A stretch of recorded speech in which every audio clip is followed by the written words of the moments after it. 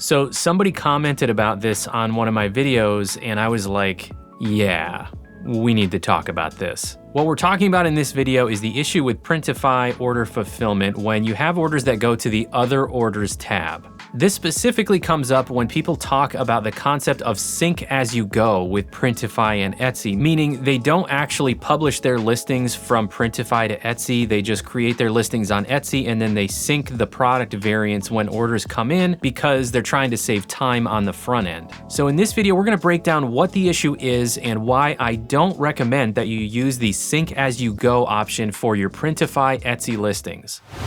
So a couple months back, I posted a video sharing an idea that somebody had shared in a comment on one of my videos about personalized products and fulfilling them with Printify. And specifically the idea was that if you still want to take advantage of automatic order submission on Printify, but you still want to offer some personalized products for sale, then one option you have is to remove the Printify SKU number from those product variants if they're personalized, or just create a listing from scratch and not include the Printify SKU numbers. And if you do that, anytime one of those products gets ordered, instead of going to your regular Printify orders page, it'll go to this tab, the Other Orders tab in your Printify account. That gives you the opportunity to edit the print file on your Printify draft, then import the order with the personalized product. But somebody commented on that video about something I failed to mention in that video, and they're absolutely right. There is a downside to that method when it comes to some of your products going to your Other Orders tab and some not. And it has to do with the way that Printify imports order information. And this is where it impacts the whole idea of sync as you go in general, which is what we'll spend the rest of this video talking about. So first, let's talk about sync as you go and what that means and the idea behind it. I've actually seen this method recommended out there in order to try and save some time on the front end when you're creating your listings. And because I realized that this issue with Printify affects this as well, I thought, hey, let's talk about both in the same video. So if you use Printify to fulfill your print-on-demand orders for your Etsy shop, the normal process begins with you creating your product on Printify, publishing it to Etsy, making edits on Etsy, and then publishing the listing. And if you want to create a combination listing that includes multiple products, which I have 2 videos about, by the way, link in the description to those and in the corner if you want to know the process of how to create those combination listings. The idea behind sync as you go is to take advantage of a feature that Printify has, which in theory could save you time on the front end of creating your listings. So the concept or the philosophy behind this is, why put a whole bunch of work and time into the front end before you actually know that a product is going to sell? Basically spend as little time as possible creating your listings and then put the time in to set up the automation with Printify only after you know something is going to sell. So the intent there is positive. And the same thing goes for the personalized order workflow that I covered in that separate video. The intent is positive. We're trying to find ways to help ourselves and help other sellers save time wherever possible and make things easier for ourselves. Nobody is suggesting these things because they're trying to cause anybody problems. It's just that sometimes you don't foresee a potential issue, and that's exactly what I'm trying to point out here. So let's walk through a sync as you go scenario, and then we'll take a look at an actual test order to see how they come through. So let's pretend that I like this graphic. This is on Creative Fabrica, and I want to use it on a t-shirt listing. So instead of publishing this from Printify, the first thing I'm going to do is actually go create my mockups. I'm going to create mockups using Placeit because that's what I use, but you can also make your own mockups if you've downloaded templates to make mockups, but that would be the first step. Already there, I don't love that because I prefer to make my mockups and use the Printify default mockups as my reference. But then if you're going to create the Printify listing first, then you might as well just publish it from Printify. So the idea here is time saving, so I'm just going with it. I'm not creating the Printify listing first. I'm just going to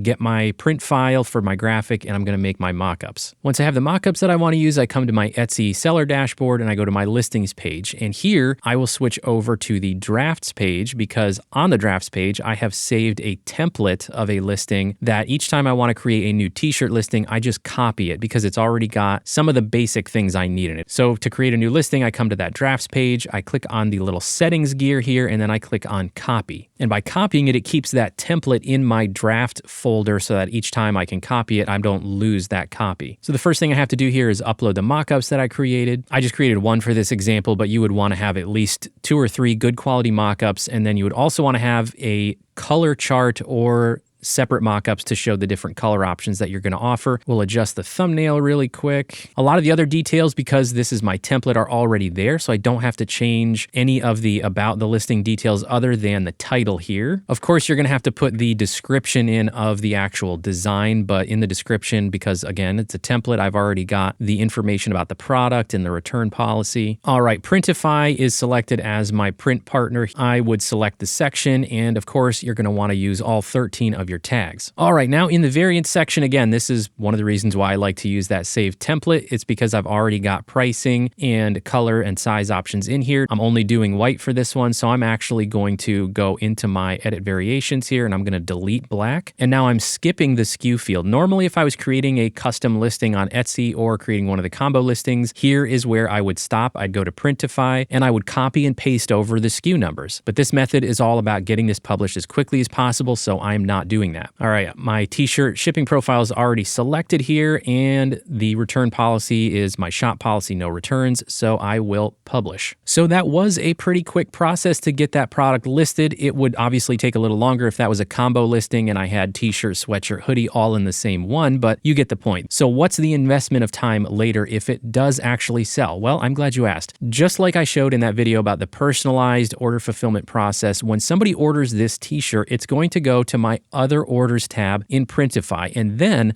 I can set up the automation for future orders. So let's take a look at that.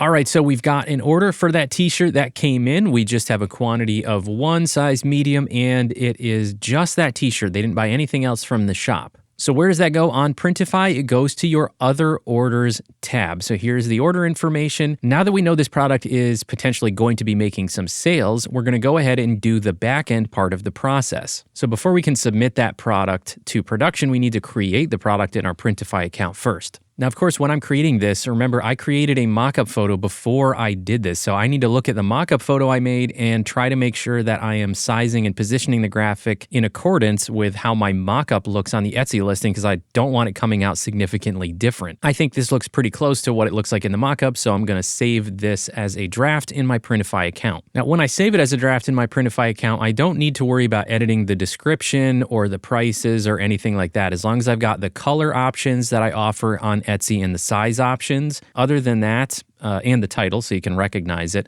Other than that, you don't need to do anything else because remember, we're not publishing it. Once you've got that created, you can go back to your orders page and go to that other orders tab again. Then we can open that individual order and we can click on the green select product button. We're going to select the product we just created in the color option if you had more than one that came in on the order, and the size that came in on the order. So we have white medium here, and stop right here because here is where you sort of build the future automation. So we're importing this order, and you got a little checkbox here to automatically import orders with this product variant. In this workflow, we want to check this box. Now, in the video that I made about the personalized orders, we intentionally do not check this box because if you're talking about personalized products that are going to have a different print file on every single order you get, you don't want them to automatically import in the future. You want them to always go to your other orders tab. But with this sync as you go workflow, the intent is to eventually have all of your product variants synced to Printify, but you just do it one at a time as the orders come in. So we are going to check that box and click on confirm. All right, take one last look at everything here to make sure you selected the right product variant, and then go ahead and click on import order. It's going to give you one more pop-up confirmation where you can click on confirm. It'll tell you that the order is currently pending for a second, and then the green button to fulfill the order will pop up. You can see the cost information, verify everything is correct one final time, and then click on fulfill order. So that's the whole idea behind the sync as you go process. As I mentioned, the idea is eventually all of them will be synced to your Printify account, and you won't have to do this process for that listing anymore. Now, we're going to talk about why I don't recommend this next, but before we get into that, I already don't recommend this for individual products because the process for creating an individual product like we just did, if it's just one t-shirt, one sweatshirt, something like that, the process of creating the listing on Printify and then publishing it to Etsy is really not that time consuming. You'll have the Printify mockups to use as a reference for creating your own mockups. And then on the back end, you don't have anything to do. The order will automatically sync to Printify because you published it from Printify and it will be matched up with your account. The only real time savings that you can realize is if you make a product that doesn't sell, because then you never put in the effort on the back end. Like I said, I don't think it takes you that long to create an individual listing by publishing it from Printify. So in my opinion, it's not worth it. For combination listings, on the other hand, it is a pretty lengthy creation process when you make a listing that has, say, t-shirt, sweatshirt, hoodie included in the same listing. And there are shortcuts because of templates and things, but it still takes you a while to create one of those listings. So it might be worth skipping the step of copying and pasting all the SKU numbers to save yourself some time and then use this process on the back end. However, I still don't recommend it, and here's why. As someone very helpfully pointed out on my video about personalized products, Printify's order import process works differently when there are more than one product in the order and not all of the products match to your Printify account. With this sync as you go process, what will happen is over time you will have product variants that are synced to your Printify account, and you'll have other product variants, even within the same listing, that are not synced to Printify because nobody has bought them yet. That is the problem. When somebody orders one product and that product does not sync to your Printify account, it goes to your other orders page. That's exactly what we just saw, and that's the whole idea. But if somebody orders more than one product in the same order and not all the products match to your Printify account, guess what happens? The products that do match to your Printify account will get imported to your regular orders page. The products that don't match don't go anywhere. They do not show up on your other orders tab at all. Let's submit another order and take a look. All right, so now we've got an order for 2 products here, and one of them is the size medium t-shirt that we just synced to Printify. There's also a size small t-shirt in the same order, which we have not synced to our Printify account yet. So let's see what actually came over to our Printify account. On our orders page, we now see a new order showing up here. It's not on the other orders tab, it's on our regular orders page. So right below it is the one we just submitted a minute ago, and now we have this new order here. But when we open this order, what we're gonna find is that only that size medium shirt is here. There's no other product listed in this order because the size medium is the only one that matched to our Printify account. And when we go to our other orders tab, there is nothing there. That size small, it's nowhere. So if I don't notice it here or in the email notification about the order, then what's going to happen? Then this order is going to get submitted to production with just that one product in it. And if that gets fulfilled, the customer only gets one of the products they ordered, and I won't even realize that there was an error until they message me and ask where their other product is. So this is the problem with that method. This applies to both the sync as you go method of creating your products with Printify, as well as that personalized order workflow. And again, I just want to point out, I'm not saying that anybody who suggests those methods to you is trying to cause a problem or anything like that. The intent is good. The intent is to make something easier for you, to save you time. And I still like that method for the personalized products, at least until Printify comes up with a better workflow for it. But the whole sync as you go thing, I just don't recommend it, because not only do I find it easy enough to publish individual products straight from Printify, but even for a combination listing, I'd rather take the time on the front end and add all the SKU numbers and then not worry about this problem on the back end. So I just want to say thank you to the person who commented about this issue on that video about personalized products, because it made me realize the same thing is going to happen to anybody that uses this sync as you go method. And it really gave me the idea to make this separate video about it, just to try and call some attention to it. I do hope this information was helpful for you. Let me know in the comments if it was. Hit that like button if you did find it helpful, and subscribe to the POD Insights channel if you haven't already. If you have, thank you so much for your support. Thanks everybody. See you next time.